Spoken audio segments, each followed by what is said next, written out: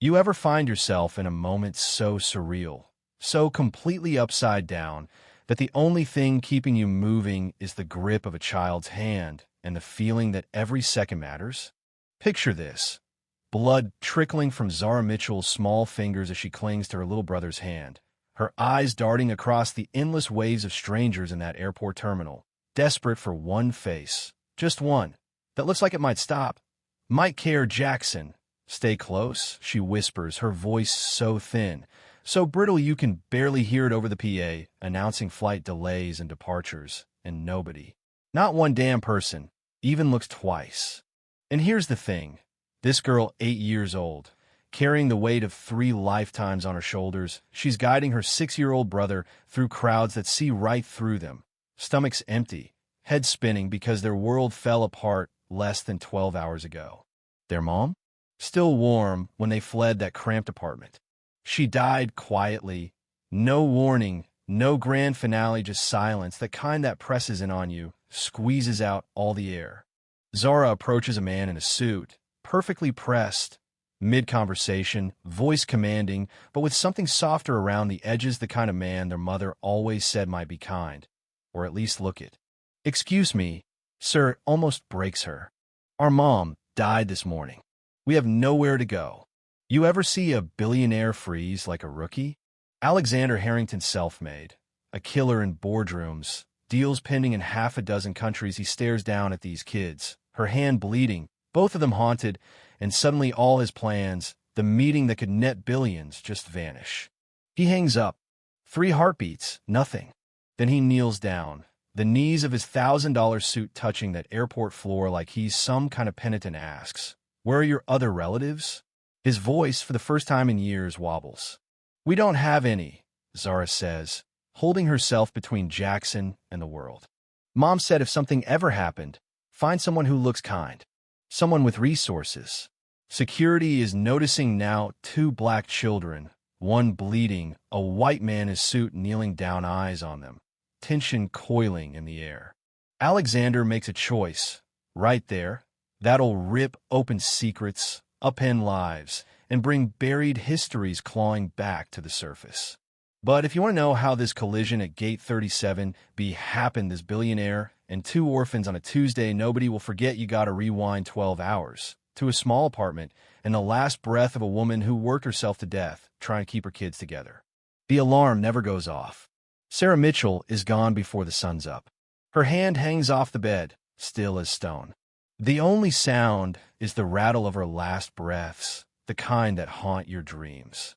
Zara wakes like she always does, makes coffee, calls to her mom, nothing. She knocks harder, pushes open the door, sunlight slanting across her mother's face. "Mom, mommy," nothing moves. Not when Zara shakes her, not when she yells, not even when Jackson, thumb in mouth, stands in the doorway frozen, as if his little boy heart already knows.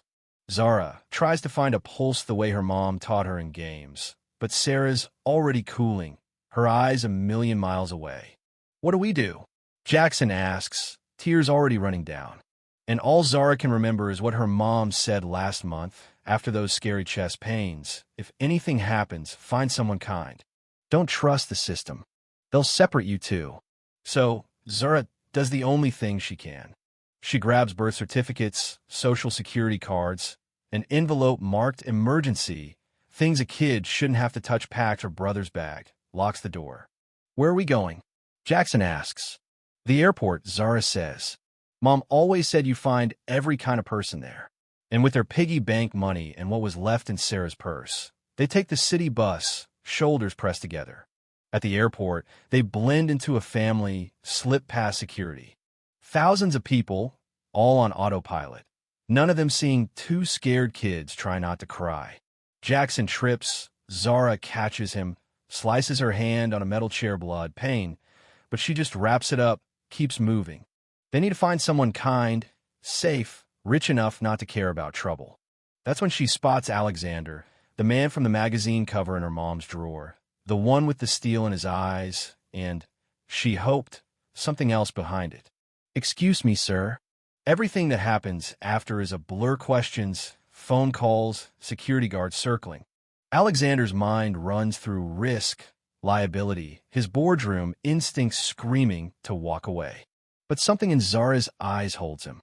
Maybe it's that old ache in his own chest, the memory of his mother's funeral, standing outside in the rain at 10 years old, just as lost as these kids are now. Instead of walking away, he calls his driver. "Take us to the residence," he says, and just like that, everything changes. The Bentley glides through the city, so silent it feels unreal. Alexander sits upright, more nervous than he's ever been in any negotiation, while Jackson presses his face to the glass, whispering, "Your car is bigger than our whole apartment." Alexander remembers he's supposed to feed them, calls his housekeeper Teresa to make something for kids, calls his attorney a blur of grown-up logistics that mean nothing to children clinging to each other for dear life. At the mansion, Teresa doesn't blink. Lunch is ready. The blue guest rooms are being prepared. Jackson devours grilled cheese and tomato soup, while Zara watches everything, calculating, measuring the place and the man. Alexander calls his attorney, asks about guardianship, his heart pounding as he realizes this isn't just a good deed. This is real, and there's no walking away. The letter in Zara's bag, the emergency envelope, holds a twist that blows the whole story wide open. Inside is a photograph Alexander, younger, arm around a woman with eyes just like Zara's. Sarah Mitchell, though he knew her as Sarah Washington. A brief love, lost to time and ambition. And a letter. "If you're reading this, something happened. Our daughter has found you. Yes, Zara is yours." The ground shifts under Alexander's feet. A daughter he never knew, a child now sitting across from him, looking for answers. Sarah writes, "I never told you because I knew your life was headed somewhere big, and I didn't want to be the reason you lost your dreams. But if she's found you, please keep her and Jackson together. That's all I ask." Zara processes this in her own quiet way. "Are you my father?" she asks, direct as always. According to this letter, yes. And it's not just biology. Sarah's will, her medical documents, everything names Alexander as guardian for both children. Not just his daughter, but Jackson too, a brother by love, if not by blood.